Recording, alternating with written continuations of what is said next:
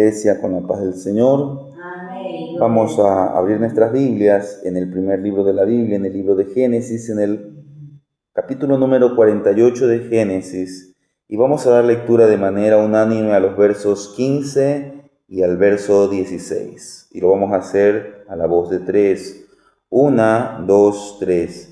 Y bendijo a José diciendo: el Dios en cuya presencia anduvieron mis padres, Abraham e Isaac, el Dios que me mantiene desde que yo soy hasta este día, el ángel que me liberta de todo mal, bendiga a estos jóvenes y sea perpetuado en ellos mi nombre y el nombre de mis padres, Abraham e Isaac, y multiplíquense en gran manera en medio de la tierra. Vamos a tener una palabra de oración con la hermana Mercedes. Amén.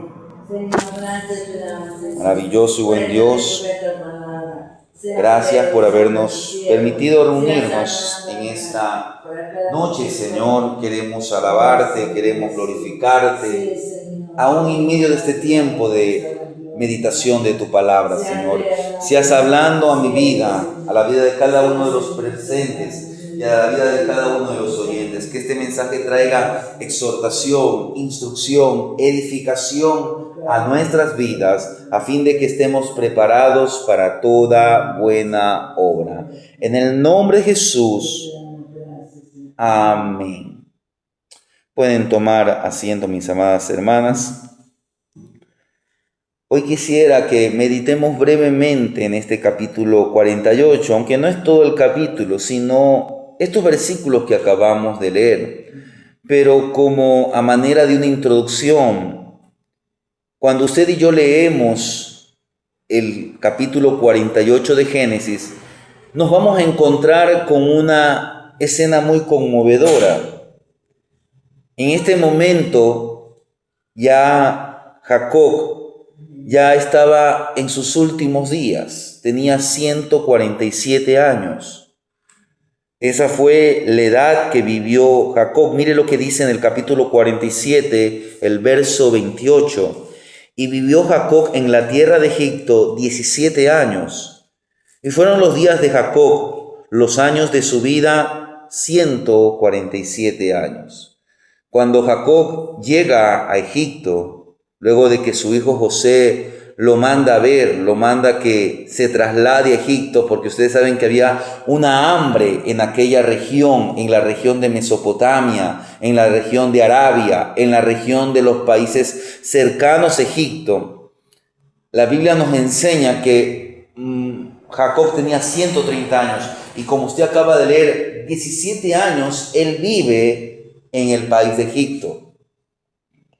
Entonces ya este capítulo 48 y el 49 que usted puede leer en su casa, ella tiene la edad de 147 años.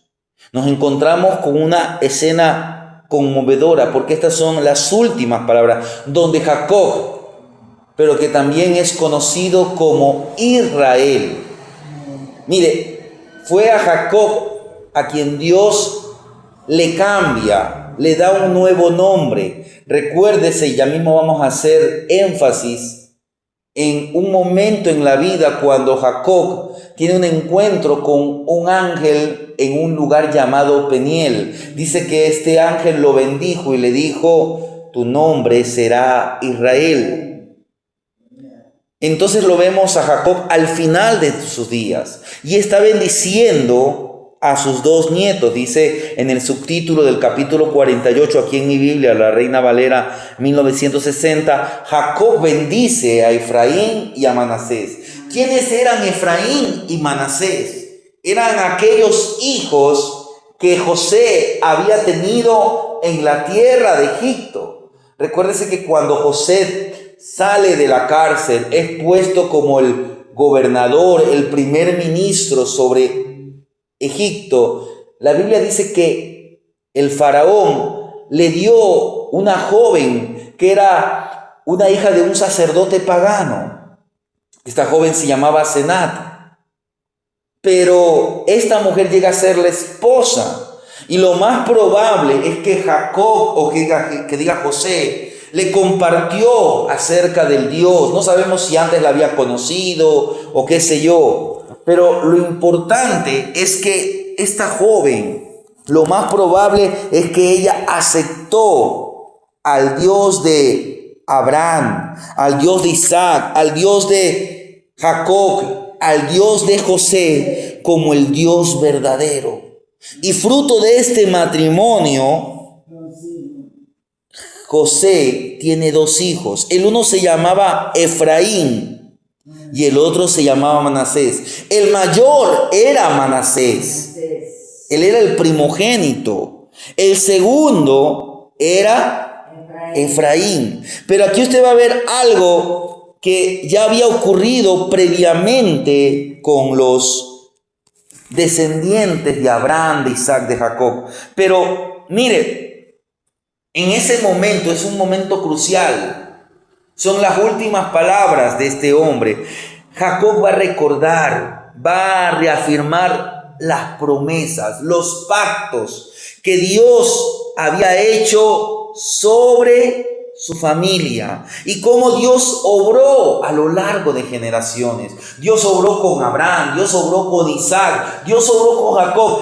Y si usted analiza la vida de Abraham, de Isaac, de Jacob, lo que mayormente va a encontrar son errores.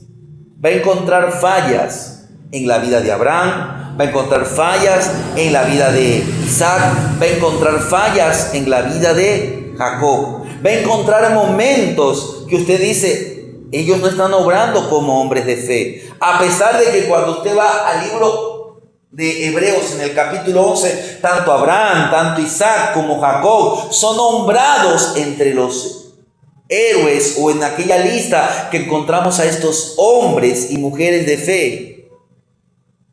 Dios fue el que obró a lo largo. A pesar de las circunstancias, Dios tiene un propósito divino para cada generación. Dios tiene un propósito con usted, mi hermana, pero también tiene un propósito con su hija. Pero va a depender de qué? De si nosotros nos alineamos a la voluntad, al propósito de Dios. Dios nos atrae con cuerdas de amor. Dios a veces agita los mares, como ocurrió con Jonás. Recuérdense, Dios tenía un propósito con Jonás y Dios obró en su soberanía. Pero mírenlo a Jonás, se enoja con Dios. Hay algunos comentaristas hebreos, porque usted ve, cuando usted lee el libro de Jonás, termina el capítulo, pero usted no lo ve a Jonás que se reconcilia, se arrepiente. Pero el testimonio de Jonás en el pez es un testimonio o es una señal profética de que así como Jonás estuvo en el vientre del pez, el Señor Jesús iba a estar 3 días en la tumba. Aquellos 3 días en que Él estuvo en un estado humanamente de muerte. El cuerpo del Señor Jesús experimentó muerte. Sabemos que el Hijo es eterno. Él no puede experimentar la muerte, pero en su humanidad Jesús experimentó la muerte por causa de usted y de mí. Pero ¿qué han dicho muchos comentaristas hebreos con respecto a Jonás, aquel profeta que lo vemos enojándose contra Dios? Después del capítulo 4, él dobla rodillas, reconoce su inferioridad, le pide a Dios misericordia. Esperemos que aquellos comentarios que existen en Israel sobre el caso de Jonás sean así. Porque, hermanos, Dios obra, Dios tiene propósitos con nosotros. Pero va a depender de si usted y yo nos alineamos a los propósitos de Dios. A veces queremos hacer las cosas a nuestra manera, y cuando usted y yo hacemos las cosas a nuestra manera, y usted lo puede ver en la vida de Abraham, de Isaac, de Jacob, vamos a fracasar. Los fracasos no vienen porque Dios nos los manda. Dios permite pruebas. Dios permite momentos difíciles, pero no fracasos. No fracasos. Porque cuando usted y yo andamos en la voluntad de Dios, aún lo que para el mundo parece un fracaso, para Dios es una victoria. La muerte del apóstol Pablo por mano del Imperio Romano no fue un fracaso, fue una victoria en el nombre de Jesús. Por eso Pablo, al final de su carrera, él puede decir: he peleado la buena batalla, he acabado la carrera, he guardado la fe. Por lo tanto, me espera la corona de la vida eterna, la cual el Dios justo tiene preparado para los que le aman. Pero muchos creyentes hoy fracasan porque hacen su voluntad, fracasan en su familia, fracasan personalmente, fracasan a veces en la búsqueda de una pareja, fracasan en la economía. ¿Pero por qué? Porque muchos cristianos o aquellos cristianos no se sujetan a los propósitos divinos. Dios tiene un propósito divino para cada generación y la obediencia a Dios trae bendición. La bendición sobre Efraín y Manasés no fue solo una bendición de carácter material, sino que también tenía un fuerte componente espiritual. Esta promesa, estas bendiciones que vemos aquí en el capítulo 48, se basaba en la confianza de que Dios cumpliría lo prometido. ¿Pero por qué? Porque ya Dios había cumplido sus promesas. Dios cumplió sus promesas con Abraham. Dios, que le prometió a Abraham que tendría descendencia, y tuvo descendencia. ¿El plan de Dios cuál era? Solamente uno. Solamente uno. El hijo de la promesa. Pero usted sabe cuántos hijos tuvo Abraham. Tuvo, creo que 8 hijos. Tuvo con Agar 1, con Sara otro, y luego tiene una tercera mujer. El problema no es que haya tenido una tercera mujer, porque él se podía casar, era soltero, o mejor dicho, se quedó viudo. Pero él tenía, antes que hacer eso, buscar la dirección de Dios. Tuvo a una mujer llamada Sétura, que usted puede leer en los capítulos anteriores de Génesis. Creo que tuvo 6 hijos, no sé si más, menos. Pero todos esos hijos que tuvo fuera de Isaac son hoy naciones árabes. Y usted sabe el conflicto que hay en Israel, en la tierra de Palestina o en la tierra en los países árabes, entre Israel y sus países vecinos. Por eso usted tiene que cogerse de la promesa de Dios, hacer lo que Dios le ha dicho. Dios le prometió a Abraham un hijo. Dios le prometió a Isaac también que tendría descendencia. Porque si usted va a ver, Rebeca al principio no podía tener hijos, era estéril. Y usted sabe que tuvo 2 hijos, Jacob y Esaú. Jacob era el hijo de la promesa, era sobre quien se iba a continuar el linaje, la promesa de que Dios tenía con Abraham, con su hijo, y vendría esta promesa sobre Jacob. Usted conoce la historia, los problemas que hubieron en la casa de Jacob, que diga de Isaac, cuando el uno coge a un hijo y lo favorece y lo quiere más que al otro. Usted conoce esa historia. Y espero que en este mes ya se haya leído el libro de Génesis, porque estamos empezando un nuevo año y siempre hemos dicho que es bueno cuando usted empieza un nuevo año comenzar nuevamente a leer la palabra del Señor. Entonces usted va a refrescarse lo que usted ya ha leído, lo que usted ya conoce, esa historia de esa familia, con los problemas de esa familia. Pero ¿para qué está esa historia? Para que usted y yo no cometamos aquellos errores. Pero a pesar de los problemas, a pesar de los errores que cometieron tanto Isaac como Rebeca, Dios mantuvo sus promesas. Usted conoce la historia de Jacob, cómo va, cómo engaña, cómo luego comienza a hacer una cosa y otra. Si usted se pone a analizar las mentiras de Jacob, no solamente fue cuando él suplanta la identidad de su hermano. Jacob era tremendo. Jacob era sumamente tremendo. Y Dios tiene que tratar con él. Dios tiene que operar con Isaac, con Jacob.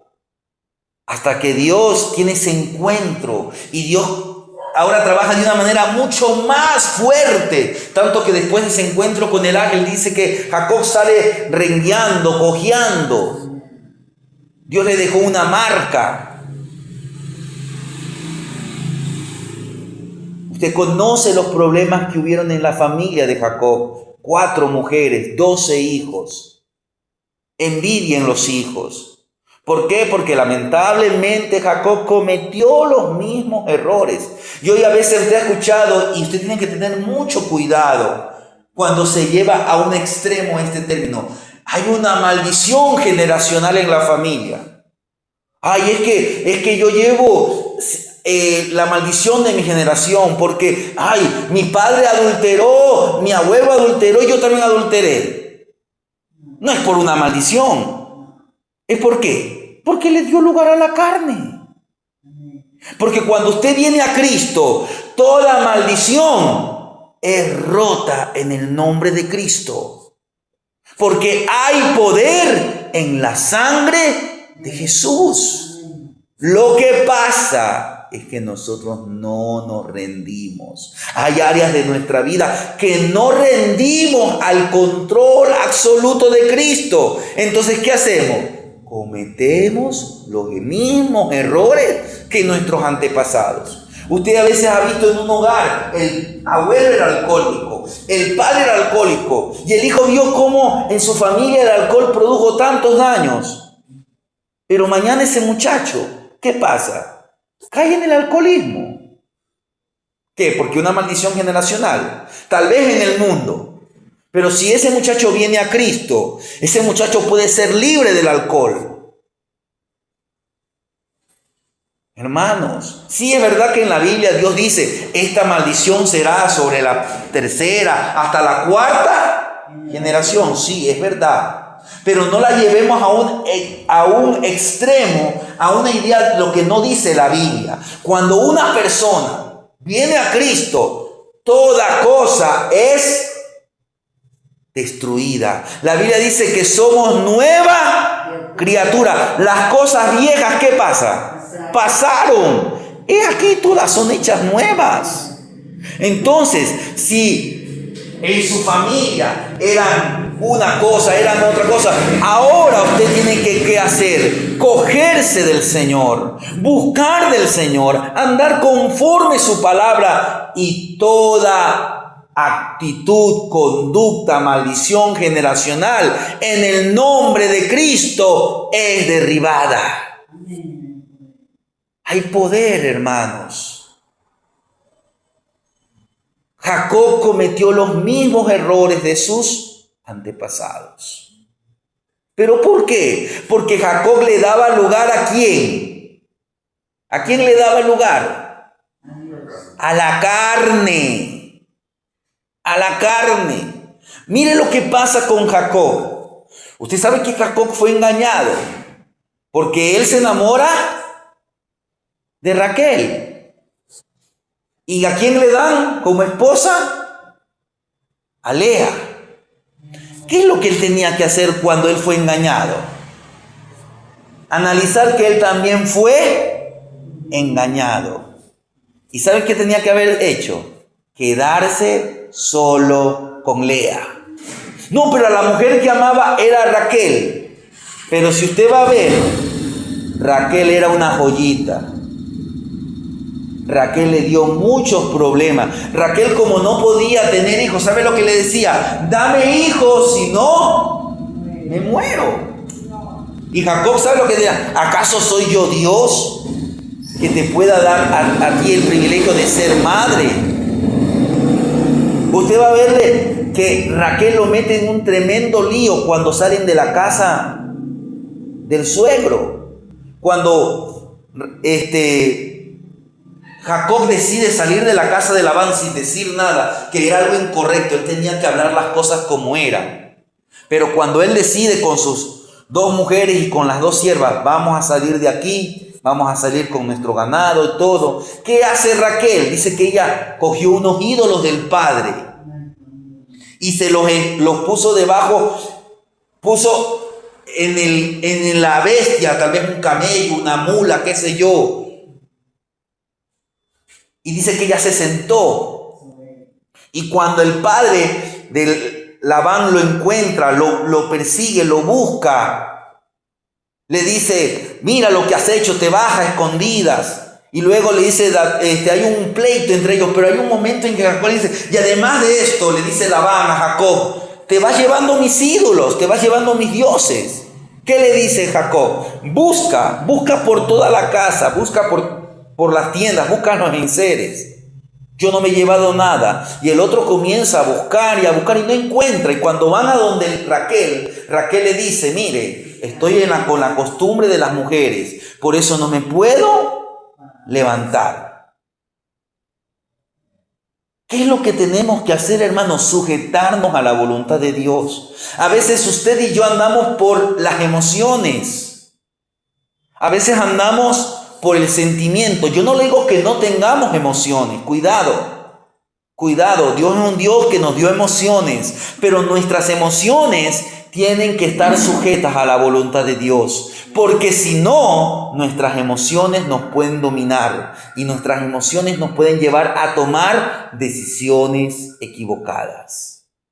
Por eso es que la Biblia dice, mira que te mando, que te esfuerces y seas valiente. No temas ni desmayes, porque Jehová tu Dios estará contigo. Usted tiene que cogerse del Señor, hermana. Usted tiene que cogerse del Señor, hermano. Y caminar esforzándose. En este 2026, esforcémonos. ¿Hay bendiciones para el 2026? Sí, hay promesas para el 2026, pero las promesas son en especial para los que le obedecen. La obediencia a Dios trae bendición. En el capítulo 48, que ahí fue el que leímos de Génesis, vemos las bendiciones que hay. Una bendición que venía primeramente de Dios para Abraham. Recuérdese lo que Dios le dijo a Abraham: te bendeciré, te multiplicaré. Y esa bendición de Abraham fue pasada ¿a quién? A Isaac. Y esa bendición de Isaac fue pasada ¿a quién? A Jacob. Y ahora Jacob, en primer lugar, porque Jacob tenía 12 hijos. 12 hijos. Por eso yo le aconsejo que en casa se lea el capítulo 48 y el 49 para que usted tenga una mejor idea de lo que estoy hablando. ¿Quién era el primer hijo de Jacob? A ver, hermana Magali, ¿quién era el primer hijo de Jacob? Rubén. Pero ¿por qué Rubén no recibe el derecho de primogenitura? Porque él era el primero. Es decir, a quien tenía que primero bendecirlo Jacob era a Rubén. ¿Sabe por qué? ¿Sí sabe por qué, mi hermana Magali? Ya, no importa. Aquí estamos para aprender, o mejor dicho, para recordar. Porque si usted ha leído Génesis, usted lo sabe. Un día Jacob, tal vez Rubén, muchacho, lo más probable es que era un muchacho, ve que una de las siervas, creo que era la sierva, no sé si de su madre o de su tía. Tenía dos siervas, recuerden que la una se llamaba Bila y la otra Silpa, creo que era con Bila. La toma como su mujer. Ya Bila y Silpa ya habían sido mujeres de su padre. En otras palabras, pertenecían, como usted ha escuchado esta palabra que se utiliza a veces en Medio Oriente, al harén de Jacob. Eran, en un sentido, eran concubinas de Jacob. La Biblia no avala eso, sino que esa era la costumbre y lamentablemente Jacob se dejó llevar por la costumbre. Pero Rubén no tenía que hacer aquello. Y usted, por eso le digo, en el capítulo 49 usted va a ver que cuando comienza ahora sí a tratar con sus hijos, él primeramente lo nombra a Rubén. Miren lo que dice el 49 para que tengamos una idea. Miren. Verso 3. Rubén, tú eres mi primogénito. 49:3. Mi fortaleza y el principio de mi vigor, principal en dignidad, principal en poder, impetuoso como las aguas, no serás el principal, por cuanto subiste al lecho, a la cama de tu padre, entonces te envileciste subiendo a mi estrado. Mire. Luego de ahí venían Simeón y Leví. ¿Por qué ellos no recibieron ese derecho de primogenitura? Porque recuérdense que además de los 12 hijos que tuvo Jacob, Jacob tuvo una hija llamada Dina, que fue violada, o fue ultrajada, o fue menospreciada. Hay diferentes ideas de lo que pasó con Dina. La cosa es que ella fue deshonrada como mujer. ¿Y qué hacen? Leví y su hermano toman venganza y destruyen una pequeña aldea de habitantes paganos. Miren, de ahí venía Judá. Usted también tiene que saber que Judá era una joyita. Judá recibe el cetro, es decir, de parte tuya va a salir el linaje de los reyes, va Dios a continuar su obra, pero tampoco recibió el derecho de primogenitura. Quien recibió el derecho de primogenitura fue José, el 11º de los 12 hijos. Por eso, como José tenía 2 hijos, recibe una doble porción, porque eso era el derecho de primogenitura. Por ejemplo, si en aquellos tiempos una persona tenía una propiedad de X cantidad de área, si él tenía 10 hijos, en vez de dividir el terreno en 10 pedazos iguales, lo dividía en 11. Y al primogénito, al mayor, se le daban 2. Por eso es que usted va a ver más adelante que Eliseo, cuando se va a despedir Elías siendo arrebatado, ¿qué le dice Eliseo? Una doble porción de tu espíritu. ¿Qué es lo que le estaba diciendo?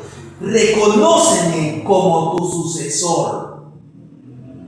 Es decir, porque usted va a ver que Elías levantó en su tiempo. Recuérdese que Dios le dijo a Elías: yo me he reservado 7,000 rodillas que no han doblado sus rodillas ante Baal. Eran 7,000 hombres temerosos de Dios. Usted puede ver que en los tiempos de Elías, de Eliseo, había una escuela de profetas.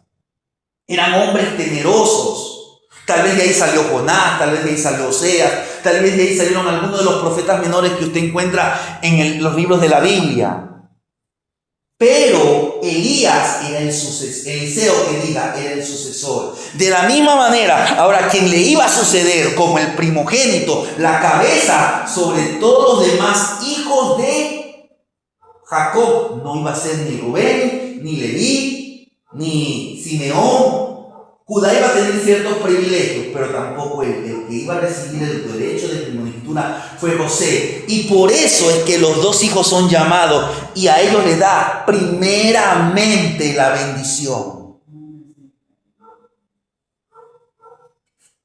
Mire, Israel le dio la misma bendición a sus 2 hijos. Es decir, la bendición era para ambos. Pero si usted lee en este capítulo, usted va a ver que la mano derecha de Jacob no la puso sobre la cabeza de Manasés, que era el mayor, sino puso sobre la cabeza de Efraín.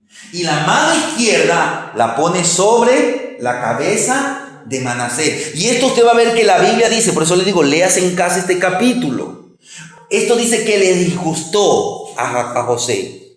Pero es que no era cosa de José, no era cosa de Jacob. Miren, en este momento, en estos capítulos, después de 140 y pico de años, aquí usted va a ver a un Jacob que ya no era Jacob, sino a un hombre llamado Israel. Dios no es que se tardó, sino que Dios tuvo mucha paciencia con Jacob. Pero quiero decirle que Dios puede tratar con una persona 30, 40 años y con otro puede tratar solamente 1 día, 2 días, 3 días.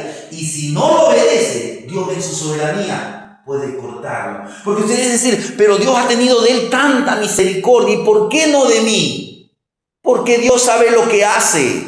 Dios sabe lo que va a pasar después de tantos años con este, y Dios sabe lo que va a pasar el mismo tiempo con el otro. Y si usted no se compone también en esos 3 días, Dios sabe que por más que Dios siga tratando con usted años y años, usted tiene un corazón rebelde. Por eso es que Dios no quiere que seamos rebeldes a a su voz. Si oyeres hoy su voz, dice su palabra, no endurezcáis vuestros corazones. Aquí usted ya no lo ve a un Jacob que quiere hacer su voluntad. Aquí usted lo ve a un Jacob que está haciendo la voluntad de Dios. Aquí usted ya no ve a un Jacob que hace trampa, sino un Jacob sujetado a la voluntad de Dios. Por eso ya no era Jacob, era Israel. Era el hombre que Dios había forjado por muchos años, a través de muchas cosas. Y ahora él estaba dando una bendición.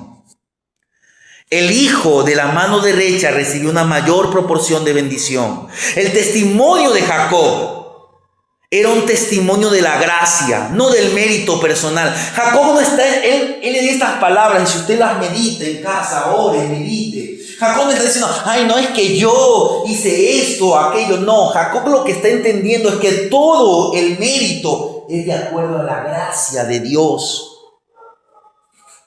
Él no estaba diciendo lo fiel que había sido a Dios, sino cuán fiel era con Dios con él. Y quiero detenerme porque recién estoy en la introducción.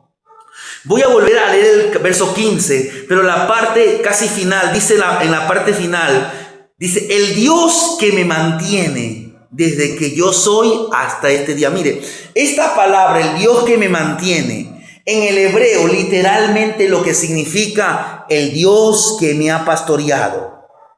Yo le voy a leer este mismo versículo en una versión que está mucho más cercana al original, que es la Biblia de las Américas. La Biblia de las Américas dice así, Génesis 48, 15 y 16. Y bendijo a José y dijo, el Dios delante de quien anduvieron mis padres Abraham e Isaac, el Dios que ha sido mi pastor toda mi vida hasta este día, el ángel que me ha rescatado de todo mal, bendiga a estos muchachos y vive en ellos mi nombre y el nombre de mis padres Abraham e Isaac, y crezcan para ser multitud en medio de la tierra.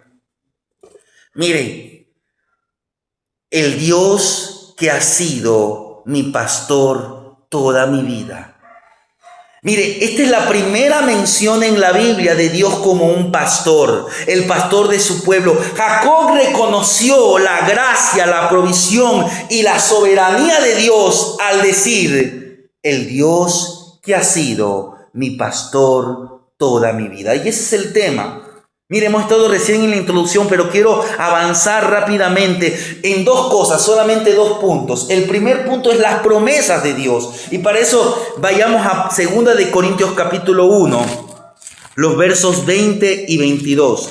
2 de Corintios capítulo 1, versos 20 y 22. Si usted encuentre de lectura,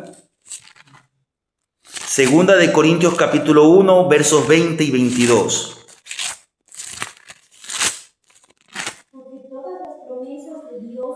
Son en él sí y en el amén por medio de nosotros para la gloria de Dios, el cual también nos ha sellado y nos ha dado las arras del Espíritu en nuestros corazones. Ya, muy bien, amén, gloria a Dios. Mire, Él nos ha dado una de las promesas de Dios para su iglesia. ¿Cuál es? Es el Espíritu Santo. Las arras es la garantía. Hermanos, la vida cristiana se enriquece maravillosamente con las promesas de Dios, tanto para hoy como para el futuro. Podemos confiar en todo lo que Dios, nuestro Padre Celestial, nos ha dicho porque su palabra así lo muestra. Las promesas de Dios tienen un carácter, o tienen una actitud, o tienen una cualidad, son veraces. ¿Por qué? Porque Dios es veraz. El Señor sabe lo que es verdad. Él habla con sinceridad en todos los asuntos. Él es omnisciente y entiende todo. Mire lo que nos dice Hebreos capítulo 4, 2 y 13. Usted sabe muy bien estos versículos. Hebreos capítulo 4, los versos 2 y 3 dice, porque la palabra de Dios es viva y eficaz y más cortante que toda espada de 2 filos y penetra hasta partir el alma y el espíritu, las coyunturas y los tuétanos, y discierne los pensamientos y las intenciones del corazón, y no hay cosa creada que no sea manifieste en su presencia. Antes bien, Todas las cosas están desnudas y abiertas a los ojos de aquel a quien tenemos que dar cuenta. La palabra de Dios es veraz. Las promesas de Dios son veraces. Sus promesas, ¿en qué se basan? En el conocimiento infinito, en la exactitud. Dios lo que promete se cumple. Ahora usted y yo tenemos que sujetarnos. Recuérdese la promesa que Dios le dio a un rey. Recuérdese aquel rey que había contratado a unos mercenarios del reino del norte. El profeta viene y le dice: no, mira, dile a aquellos hombres que se regresen, pero ya les pagué. No importa. Dios te puede dar más de lo que tú gastaste, de lo que tú invertiste. Pero Dios te está diciendo que Dios no quiere que vayas con aquellos hombres. ¿Qué hace este rey? Le obedece, muy bien, va, Dios le da la victoria, pero en el regreso, mire hasta dónde llega los errores que hacen las personas. Este rey que había vencido a un pueblo pagano, coge a los dioses paganos de aquel pueblo vencido y se los lleva, ¿para qué? Para adorarlos. Dios le había prometido darle mucho más. Él no recibió aquella promesa. Luego tuvo un hijo que se llamó Usías. El rey a quien Dios le hizo la promesa fue al rey Amasías. Usías empezó bien, Dios lo bendijo mucho. Pero la Biblia dice que cuando llegó a un punto donde Dios lo había bendecido grandemente, para su ruina se llenó de orgullo. Y hasta el final de su vida, Usías, por una conducta errónea, cae lleno de lepra. Muere Usías, se levanta su hijo Jotam. Y un día tiene guerra contra ese mismo país que había tenido su abuelo. Y Dios le da la victoria. Y por 3 años consecutivos, aquel pueblo le dio la misma cantidad que su abuelo había gastado. Y aún le dio más, porque no solamente le dio eso, sino que además ellos le daban otros tributos en alimentos. Lo que le quiero decir es que Dios había sido fiel a su promesa. Pero ¿por qué no se cumplió con el abuelo? ¿Por qué no se cumplió con el padre? Porque ellos fueron infieles. Porque Dios es el que conoce los corazones, hermanos. Las promesas de Dios son fieles. La Biblia compara al Señor Jesucristo con un pastor que recoge a los corderos en sus brazos y los lleva junto a su pecho. Así lo dice Isaías 40, el verso 11. Yo estoy leyendo en la Nueva Versión Internacional, pero mire lo que dice Isaías 40, 11 en la Reina Valera. Dice así Isaías 40, 11. Como pastor apacentará su rebaño, en su brazo llevará los corderos y en su seno los llevará, pastoreará suavemente a la recién parida. Lo que ha llevado el Señor, lo que ha planeado para nosotros, Él lo cumplirá, Él lo llevará a cabo. ¿Qué dice Filipenses 1:6? Mi Dios, mire lo que dice. Me estoy equivocando, pero es un versículo que usted y yo lo conocemos, Filipenses 1:6, que dice: estando persuadido de esto, que el que comenzó en vosotros la buena obra, la perfeccionará hasta el día de Jesucristo. Pero ¿qué dice también la palabra del Señor? Sé fiel hasta la muerte.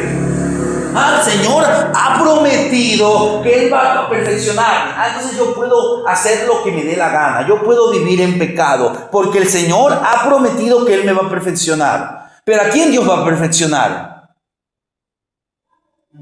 A los verdaderos, a los que se sujetan, a los que, aunque sea rengueando como David, que tremendo pecado que hizo, reconoce su pecado y dice: contra ti he pecado. ¿Y cuál es su oración? Cree en mí, oh Dios, un corazón nuevo. Porque muchos cogen solamente la promesa. El Señor ha dicho que Él, a quienes ha escogido, los va a perfeccionar, sí. Pero si usted es un verdadero escogido de Dios, si usted es un cristiano, tiene que sujetarse. No significa que no va a pecar. Una cosa es pecar, otra cosa es rebelarse, otra cosa es andar como un impío. Jacob fue un un tremendo carnal, sí, fue un tremendo carnal, pero en su carnalidad nunca negó su fe. Si usted quiere ver un retrato de un creyente carnal, mire la historia de Jacob. Pero usted va a ver que ese hombre, cuando tiene ese encuentro con Dios allá en Betel, él se asombra. Y es como que él dice, chuzo, yo no sabía que estaba en la casa de Dios. Y allá hace un pacto, una promesa. Usted tiene que saber el pacto y la promesa. Que muchos dicen, ay, mírelo a Jacob, cómo está haciendo un trato con Dios. De todo lo que tú me dieres, si tú me bendices, si tú me llevas, me traes, yo voy a apartar el diezmo para ti. Miren, Jacob está como que negociando con Dios. No está negociando con Dios. Porque Jacob ya sabía. Jacob conoció a Abraham. Abraham, cuando fallece, Jacob tenía 15 años. ¿Y sabe lo que él pudo ver en su abuelo Abraham? Un hombre bendecido económicamente. Él pudo ver en su padre Isaac, porque la Biblia dice que Isaac llegó a ser más rico que Jacob. Otro hombre bendecido económicamente. Él sabía que Dios bendice económicamente. No es que estaba haciendo un trato. No, es lo que él quería, que Dios no lo suelte en el camino. Y Dios nunca nos va a soltar. Quienes nos soltamos somos nosotros. Es lo que quería. Estaba diciendo, Señor, si yo como que me quiero apartar del camino, vuélveme tú a enderezar. Jacob se conocía. Jacob sabía que era un suplantador, un mentiroso. Usted y yo tenemos que conocernos y reconocer nuestras debilidades. Hermanos, Dios es fiel. Él ha prometido que nos va a perfeccionar, pero usted y yo tenemos que ponernos de nuestra parte. En este mes, orar, ayunar, y no solamente en el mes de enero, porque ya se va a acabar enero, ya estamos 18. En 13 días se acaba el mes de enero. Entonces los demás meses no vamos a orar, ayunar. Hermanos, en este año tenemos que trabajar para la gloria del Señor. En este año tenemos que ganar almas. En este año Dios tiene promesas para nosotros, pero esas promesas las vamos a obtener si las buscamos. ¿Por qué podemos reposar tranquilamente en las promesas de Dios? Porque Dios es todopoderoso. Por medio de su poder divino el mundo fue creado. La muerte fue vencida. Por esto sabemos que Dios cumple todos sus planes y hace lo prometido. Hermanos, no tenga temor o no diga, ay, las promesas de Dios parecen difíciles de alcanzar. Las promesas, las bendiciones son para nosotros. Las bendiciones son para su pueblo. Nosotros ya hemos sido bendecidos. Pero usted puede decir, ¿y por qué no experimento las bendiciones de Dios? ¿Por qué no las estamos buscando? Porque no tenemos que buscar la bendición, tenemos que buscar al que nos bendice. Tenemos que reconocer, y aquí en estos, y volviendo al capítulo 48 de Génesis, en estas cortas palabras, centrándonos tan solamente, aunque usted puede leerse, y le aconsejo a que medite en el capítulo 48 y 49 de Génesis, y aún si quiere llega al 50. Pero mire, en esos dos versículos, versos 15 y 16 del capítulo 48, quiero que resaltemos brevemente tres cosas: la gracia, la provisión y la sabiduría de Dios. Mire, vuelvo a leer, dice, y bendijo a José, estoy leyendo en la Reina Valera, y bendijo a José diciendo, el Dios en cuya presencia anduvieron mis padres, Abraham e Isaac, el Dios que me mantiene desde que yo soy hasta este día. Mire, y luego dice, el ángel que me liberta de todo mal, bendiga a estos jóvenes y sea perpetuado en ellos mi nombre y el nombre de mis padres Abraham e Isaac, y multiplíquese en gran manera en medio de la tierra. Mire, provisión y gracia. Mire, estos versículos, estas frases son muy interesantes porque Jacob reconoció que su provisión, lo que él tenía, era el resultado final, había venido de Dios. Seguro que Jacob trabajó, usted lo va a ver, Jacob era un hombre trabajador. A veces solamente hablamos de los de los errores de Jacob, pero Jacob era un hombre trabajador. Porque usted le va a ver que cuando tiene su encuentro con Labán, él le dice, de noche me cogía la helada, de día el calor. Usted sabe los calores que hacen en el desierto. No solamente es el calor del desierto, sino el mismo terreno, porque a veces en el desierto se levantan unos vientos, vienen con polvo.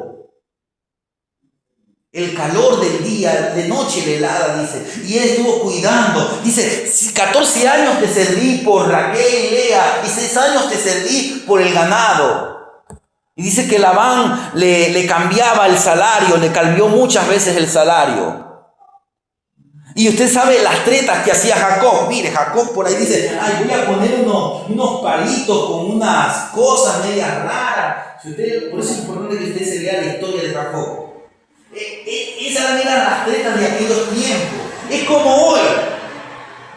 Ay, nació la niña, ponle una piolita roja. Cuidado que usted o yo estemos haciendo esas cosas. Eso es brujería, eso es hechicería, eso es cosas paganas. Escuche, usted como cristiano, escuche, esto tal vez usted va a decir, pero yo veo el predicador. Y esto no es caer en legalismo. Pero usted ve que hoy muchos cristianos andamos con pulseritas, con manillas, Eso mayormente viene del paganismo. Y el paganismo mayormente viene de ideas de hechicerismo. Ay, ponte esta manilla para la buena suerte. Y a veces usted ve el predicador. Los hebreos tenían una como manilla, sí, los hebreos tenían una manilla. Pero ¿saben lo que hacían los hebreos en esas como manillas, como frontales? Escribían versículos bíblicos. Y ¿sabe una cosa? Usted y yo ni siquiera somos hebreos. ¿Qué le estoy diciendo? Que no es que vamos a adoptar ahora costumbres hebreas. Ah, no. Entonces los hebreos se ponían un frontal en la frente y escribían un versículo bíblico. Vamos a hacerlo. No vamos a hacer eso. No. Hoy los cristianos tienen un calendario, un versículo bíblico, por allí una cosita con un versículo bíblico. Está bien eso. Pero hoy usted ve con manillas, con tantas cosas. ¿Para qué sirve eso? ¿Y sabe lo que dice la Biblia? ¿Y sabe lo que dijo Jesús? No gastéis vuestro dinero en lo que no es pan. Y lo que no es pan, eso no es que a través de eso las almas se salvan. No, las almas se salvan cuando usted y yo predicamos la palabra de Dios. Las almas se salvan cuando usted y yo damos testimonio de que hay un Dios todopoderoso que reina en los cielos y reina aquí en la tierra y reina en nuestras vidas. Así se salvan las almas. Cuando somos luz, cuando somos sal, cuando vamos por todo el mundo y predicamos el evangelio.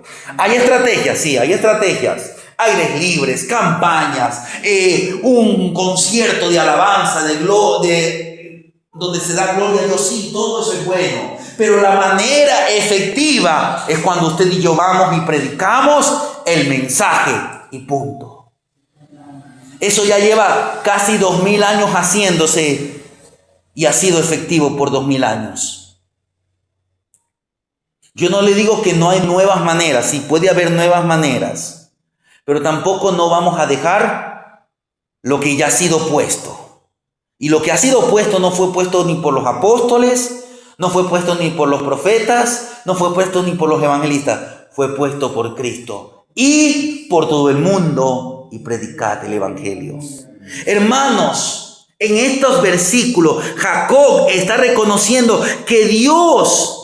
Mire, él había trabajado, él había cuidado el ganado, las ovejas y demás. Sin embargo, todo, absolutamente todo dependía de Dios. Si hermano, si usted y yo no entendemos esto, que si Dios no nos sostiene, no vamos a ser sostenidos. Dios es quien nos provee el alimento todos los días de nuestra vida. Y mire lo que él dice, y él es el ángel. Dice aquí en la Reina Valera que me liberta. En el original es el ángel que nos redimió. Cuando Jacob habla del ángel redentor, porque esa es la traducción literal en el hebreo, el ángel redentor, habla de Jehová, de Dios que se le apareció en el encuentro en Peniel. Recuérdese que después de aquel encuentro, ¿qué dice Jacob? Vi a Dios. Él está hablando de que la Biblia nos presenta que era un ángel, sí, un varón, pero era Dios. Y era lo que mayormente se entiende, es que esa persona, ese varón que se le apareció, era el Señor Jesucristo. Ahora, en otra palabra, era el Verbo. Era la segunda persona de la Trinidad Santísima. Solo que todavía el Hijo no había experimentado la encarnación. Porque ¿cuándo es que aparece la persona de Jesucristo? Cuando se encarnó del vientre de María. Antes era conocido como el Verbo. Después de su encarnación, sigue siendo el Verbo, sigue siendo el Hijo de Dios, pero es reconocido, es conocido como Jesucristo, el Mesías.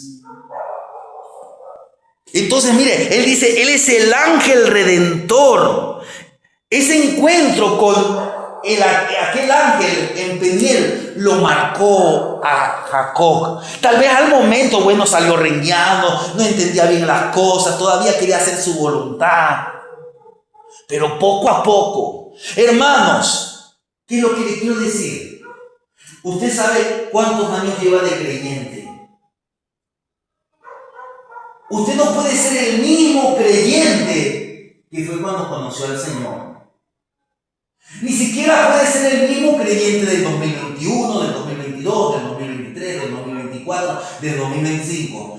Hoy usted y yo deberíamos ser mejores. Y si no estamos siendo mejores, usted y yo tenemos que hacer un algo. Tenemos que reconocer en que estamos fallando. Tenemos que rendirnos a los pies de Cristo y decir, Señor, yo ya no quiero ser mejor que ayer, con mis luchas, con mis fallas. Sé que voy a cometer errores, pero Señor, quiero servirte de mejor manera. Es momento que usted y yo le sirvamos al Señor, no como nosotros queremos, sino como Dios se merece. Puede ser que Dios no se aparezca como se le apareció como allá en Peniel. Pero quiero decirle que dentro de cada creyente habita el Espíritu Santo. Y si usted y yo le vamos a dar lugar al Espíritu, el Espíritu Santo va a hacer una obra poderosa en nuestras vidas. Mire, Jacob está reconociendo que Jehová, que el ángel de Peniel era el Redentor. Su redención como la nuestra, ¿qué es? La redención del ser humano es una obra de la gracia. Entonces, mire, aquí, en esas cortas palabras, ¿qué está primeramente reconociendo? Que Dios le había provisto. Que lo que él tenía en ganado, en dinero, Dios se lo había dado. Pero además no solamente eso, sino que era Dios el que lo había redimido. Dios el que lo había comprado. Dios es el que lo había cambiado. Dejó de ser Jacob y ahora era Israel. Usted y yo ya no podemos ser los mismos antes de venir a Cristo. Ni siquiera los mismos en sus 5, 10, 15 años de creyente. No, hoy tenemos que ser mejor que el día de ayer. Y mañana tenemos que ser mejor que el día de hoy. Y si Dios nos da la vida al final de este 2026, si usted llega al 2027, usted tiene que darse cuenta que usted como cristiano tiene que haber crecido. Por eso este 2026 tomemos la decisión de predicar su palabra mucho más que lo que predicamos antes, de dar mejor testimonio, de buscarle mejor al Señor. Y quiero que usted vea que por 3 ocasiones aquí, mire, en estos 2 versículos, él dice, el Dios en cuya presencia anduvieron mis padres. Luego dice, el Dios que me mantiene. Y luego dice, el ángel que me liberta. Y este ángel también le está nombrando, le está dando a entender que es Dios. ¿Qué está haciendo? Nombrando por 3 veces a Dios. Es una muestra de la Trinidad. Cuando usted ve en el libro de Números, si no estoy mal, la bendición sacerdotal, Jehová te bendiga y te guarde, Jehová haga resplandecer tu rostro. Y hay otra expresión más, 3 veces se nombra el nombre de Jehová. Vemos que cuando hay esa expresión santo, santo, santo, Aquí hay una mención de la Trinidad. Aquí tenemos la Trinidad de Dios siendo mencionada en la bendición de Jacob para sus dos nietos. Quiero terminar con el punto de la soberanía. Cuán importante es reconocer a Dios como nuestro pastor. Recuérdese, aquella expresión que dice en la Reina Valera, el Dios que me mantiene, es como decir, el Dios que ha sido mi pastor toda mi vida. Cuán importante es reconocer a Dios como nuestro pastor, como el soberano, como el que guía nuestras vidas. El Señor es soberano sobre todas las cosas. ¿Qué dice el Salmo 103? Salmo 103, el verso 19. Mire lo que dice el Salmo 103. Jehová estableció en los cielos su trono y su reino domina sobre todo. Mire lo que dice. Hoy meditábamos en la escuela dominical.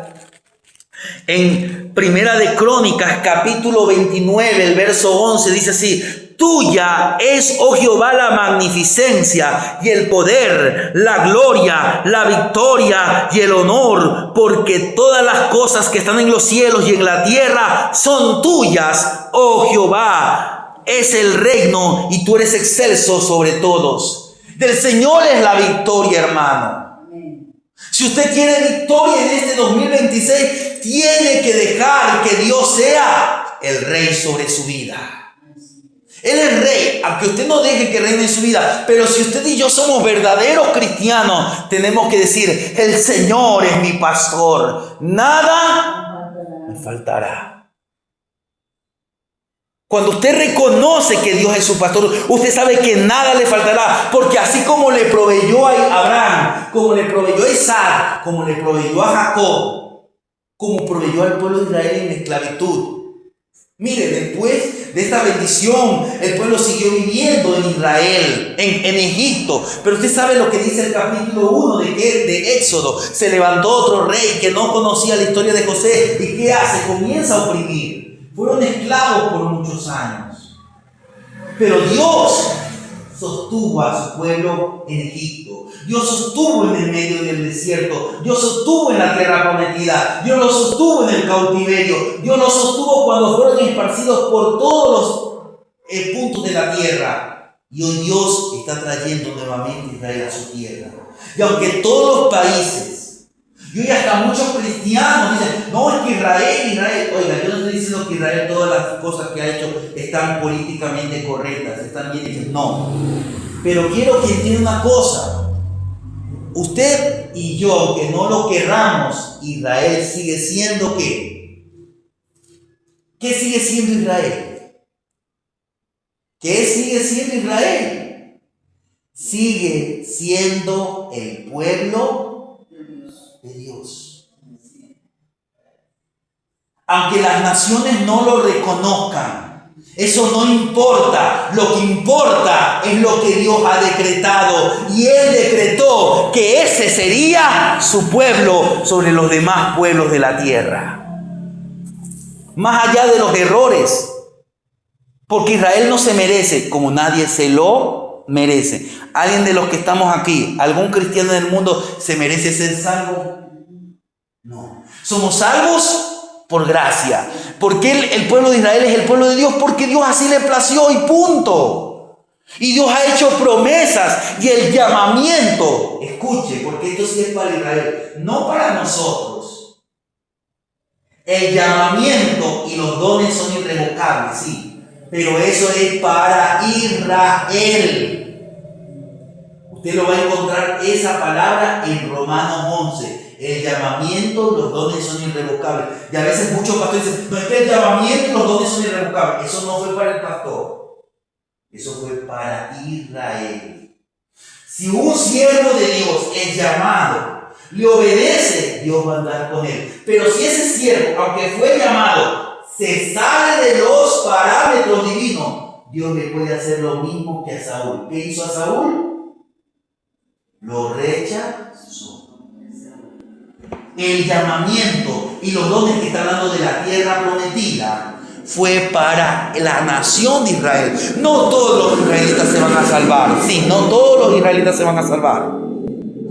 pero Dios tiene un plan con la nación de Israel. Pero quiero terminar con esto, el punto de la soberanía. El poder de Dios no varía según nuestra confianza en Él. Él es sumamente poderoso para hacer lo que Él quiere. Ahora, es sumamente importante que usted y yo confiemos en Él.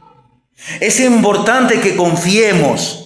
Sin importar cómo nos sintamos, podemos confiar en que Dios siempre tiene el control. Dios es soberano, por lo tanto, cada dificultad que llega a su vida ha sido permitida, hermana, con un propósito. Y ese propósito es bueno, ese propósito es misericordioso. La verdad es que las dificultades no solo forman parte de nuestro carácter. Mire, las dificultades llegan muchas veces para formar nuestro carácter, pero no solamente eso, sino que también revelan nuestro carácter. Dios, a través de las experiencias que tuvo con sus discípulos, reveló su carácter y les decía: ¿hombres de qué? De poca fe. Les estaba revelando que tenían fe, pero su fe era poca. ¿Qué significa? Siguen con la fe inicial, siguen como al principio, han creído que yo soy el Mesías, pero no entienden qué significa que yo sea el Mesías. Usted puede decir: yo creo que Jesús es Dios, pero cuando viene la dificultad, cuando estamos en el trabajo, ay no, es que tengo que seguir trabajando, otro día voy a la casa del Señor. No estamos confiando en Dios como Él se merece, sino que usted tiene que decir: llegó la hora del culto, cierro el local y voy a alabar al que se merece toda honra y toda gloria, y le voy a servir como Él se merece, lo voy a honrar con mis bienes. Y en el tiempo de Dios, así como bendijo a Abraham, Isaac y Jacob, Dios dará lo que Él ha prometido, sea mucho, sea poco, sea en abundancia. Lo que importa es que lo que viene de Dios, dice: toda buena dádiva y todo don perfecto desciende de lo alto. ¿Qué escoge usted? ¿Lo poco que Dios le dé o lo mucho que el mundo le puede dar? Escoja lo poco, aunque sea poco, pero si viene de Dios, es bueno. Pero no busque. Mire lo que hace Abraham. Abraham viene de la victoria con el rey de Sodoma, y el rey de Sodoma le dice: coge todo lo que tú quieras. ¿Sabe lo que dice Jacob? No. Para que no se diga que el rey de Sodoma me enriqueció. Y luego se encuentra con el sacerdote Melquisedec. Melquisedec le hace una bendición. ¿Y sabe lo que dice Jacob? Diga lo que dice Abraham: de todo lo que el Señor me ha dado, yo voy a apartar la 10ª parte. Mire, en vez de él recibir, dio. Pero usted va a ver la historia de Abraham. Dice que Abraham era riquísimo. Riquísimo. Pero no lo haga por las riquezas materiales. Hágalo porque de Dios es la gloria, el poder, la honra y la victoria. A Él le pertenecen. Mire, una de las respuestas más comunes en los momentos difíciles es la ira. ¿Quién no se ha llenado de enojo, se ha llenado de ira cuando las cosas no salen? Y a veces nos vamos contra Dios, hermanos. En momentos de frustración corremos el riesgo de tomar decisiones impulsivas que podrían repercutir en el resto de nuestra vida. Pero en lugar de dejarnos llevar por la emoción, debemos mantener la calma, la confianza, confiar en aquel que controla cada aspecto de nuestra vida. En el mundo los problemas no van a desaparecer. Pero ¿qué dijo el Señor? En el mundo tendréis aflicción, pero confiad en mí. Yo he vencido al mundo. Cuando se avecinan las tormentas, tenga la confianza que el Señor lo acompañará. Solo en Él podemos dejar de luchar. Para concluir este mensaje, una promesa solo tiene el valor si quien la hace es confiable. Hemos visto que Dios, nuestro Padre, es veraz, es fiel, es todopoderoso. Tenemos la seguridad de que Él cumplirá lo que ha dicho. Podemos basar toda nuestra vida, cada decisión, cada acción en sus promesas. Hoy y cada día reconozcamos a Dios como el buen pastor, el único verdaderamente soberano. Mire, No quiero hacer leña del árbol caído porque aquí no estamos para hablar de política. Pero a veces se habla de soberanía. Todos los países dicen que son soberanos. Y miren lo que pasó el 3 de enero de este año. Al presidente de Venezuela se lo llevaron como qué. Mire. Y usted lo ve, y todos los países, nosotros somos soberanos. No. Viene uno con más fuerza y hace lo que quiere. No, el único. ¿Y cree que Maduro se merecía que lo... Mire, mi hermano, de que él se merezca o no se merezca, eso está en la decisión de Dios. Dios permitió por las razones que él ha permitido. Lo que yo le quiero decir es que la gente, usted ve, mire, si usted va a ver en la Constitución, no solamente del Ecuador, sino de todo país, ya, pero lo que yo le quiero decir es que, mire, los países dicen en sus constituciones, Ecuador es un país soberano. Y dice él es inocente, dice. Hermana, no estamos aquí nosotros para analizar la actitud del señor Maduro. Lo que le quiero decir es que los países, las naciones, dicen, nosotros somos soberanos. En otras palabras, somos los dueños de nuestro territorio. Aquí nosotros mandamos. Mentira. El único que manda en el cielo y en la tierra es Dios. Él es el que pone y quita.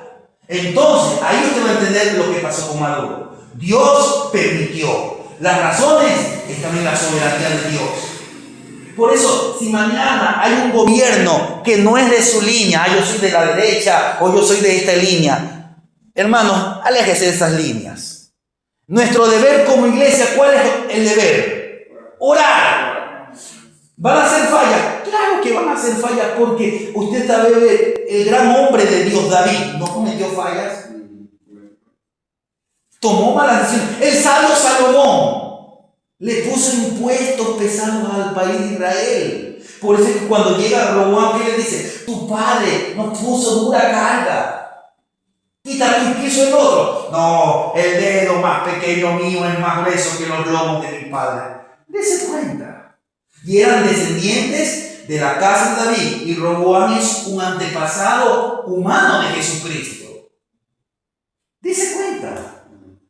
Los líderes cometen errores y Dios es el que pone y quita. Hermanos, lo que le quiero decir es que el único soberano es Dios.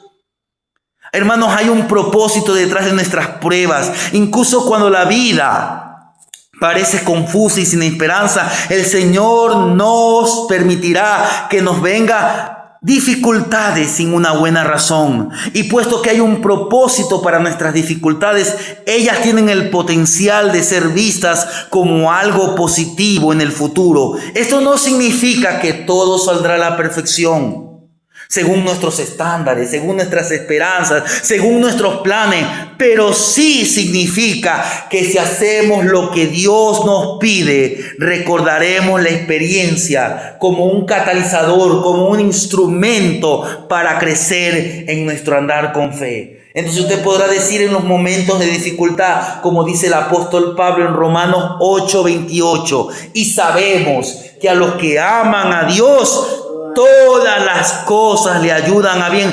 Esto es conforme a sus propósitos. Esto es a los que conforme a sus propósitos son llamados. Es posible que usted haya escuchado este versículo muchas veces, pero para soportar las tormentas de la vida debemos comprender la verdad que contiene. El Señor no ha desaparecido, Dios no lo está ignorando. Él tiene un propósito en todo, incluso en las circunstancias más difíciles. Pues para los que le aman, para los que obedecen, para aquel que reconoce que Dios lo salvó por su gracia, que Dios lo cuida con su provisión y que Él oye la voz del buen pastor, de aquel que es su Dios soberano, puede, como el patriarca Abraham, decir: el Dios que ha sido el pastor toda mi vida. Amén.